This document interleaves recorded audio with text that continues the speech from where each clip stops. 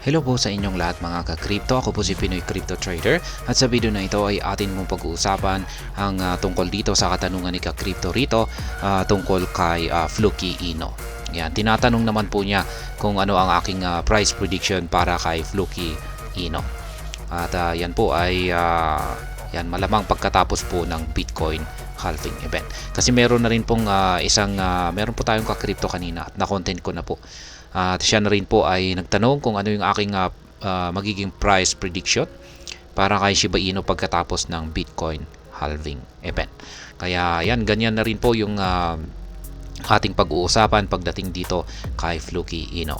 Pero ayan, bago po tayo magpatuloy ay nais ko lamang po munang bigyang linaw ang aking disclaimer kung saan ang nilalaman po ng video na ito ay hindi po ito isang financial advice. For education and information purposes lamang po ang layunin ito. Maliban po dito ay nais ko na rin pong magbigay babala na wala pong kahit anumang group chat ang Pinoy Crypto Trader. At ay ayan, puntahan na po natin ang daily chart time frame po ni Fluky Ino. At wala pong pagkakaiba yung aking analysis or yung aking prediction dito kay Fluky Ino. Kaya hindi ko kay Shiba Inu at ayan, itong si Fluky Ino at saka kay Shiba Inu kasi magkapareho naman po sila.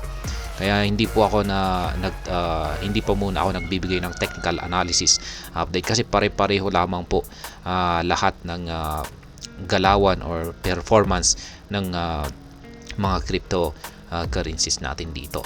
Kaya ayan, mapapansin natin na meron din po siyang nabuong isang bullish flag pattern dito. Ayan, at ito na rin yung kanyang flagpole tulad din po ni Shiba Inu.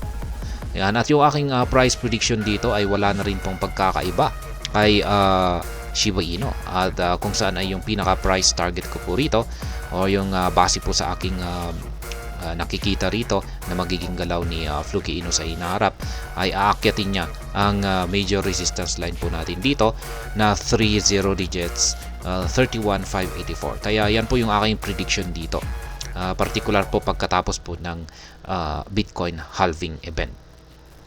Yan, ang mangyayari po rito ay babasagin po niya yung major resistance line natin dito. Kailangan po na mabasag niya ito. Gamitin po natin yung arrow sign. Ayan, sa tingin ko ay mag-uumpisa po siyang umakyat.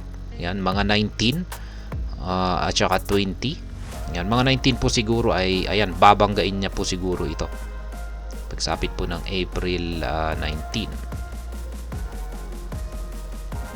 Ayan, dito pala yung ayan, April 19 ay babanggain po niya ang ating resistance line dito sa 30 digits 17,548.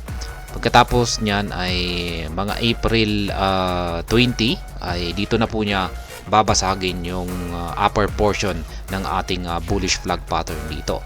At kapag nangyari po ito ay dito na po siya makakaranas ng isang price surge at babalikan po niya yung ating mataas na presyo po rito na 30 digits 31,584 na nagsisilbing major resistance line po nito.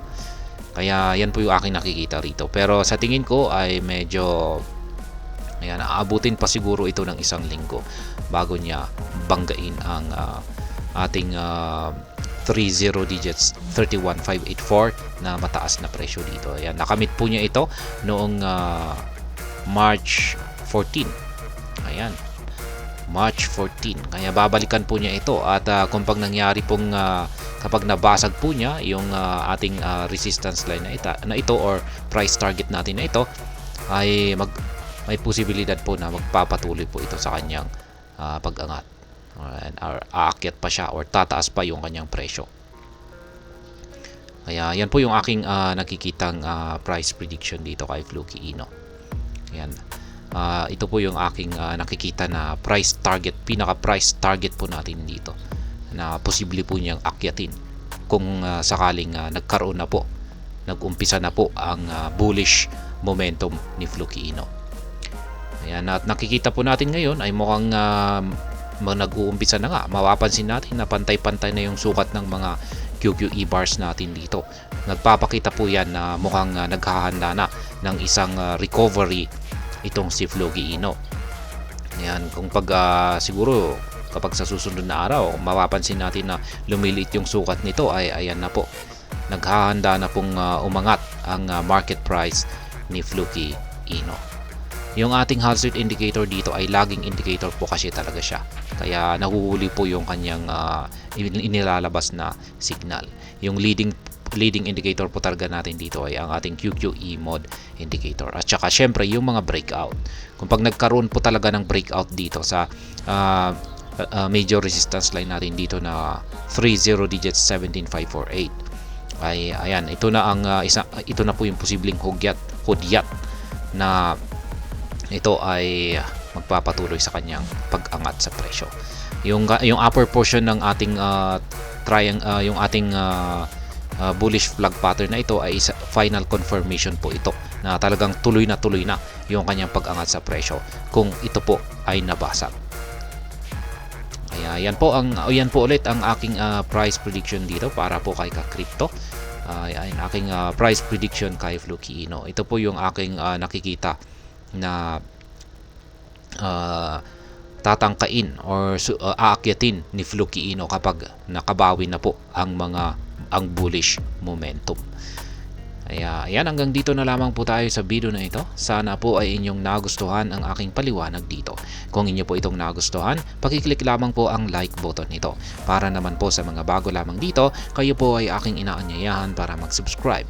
Pakiclick na rin po ang bell icon nito dahil ito po ang siya magsisilbing notification nito sa mga bago kong videos na aking pong ina-upload sa aking YouTube channel na ito. Marami pong salamat sa panonood. Ingat po tayo lagi at God bless po sa ating lahat.